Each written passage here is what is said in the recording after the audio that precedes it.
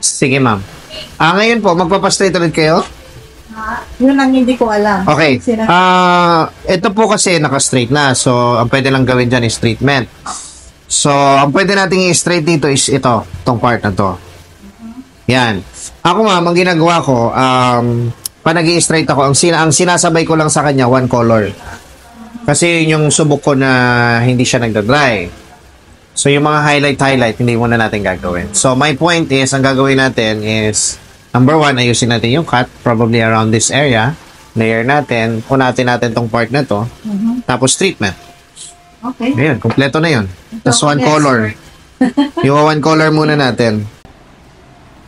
Highlight nyo, pagkabalik nyo na lang. February. Kailan ba alis nyo, ma'am? February 28. So, 26, andito na. Bago na lang kayo umalis. 26 siguro. Sige, ma'am. At least makapahinga yung hair mo. Pag sabay-sabay kasi, di ba, na-experience mo naman, ano? So, ito yung pinaka-safe. Ngayon, alagaan nyo ng fora para Okay. mas healthy siya.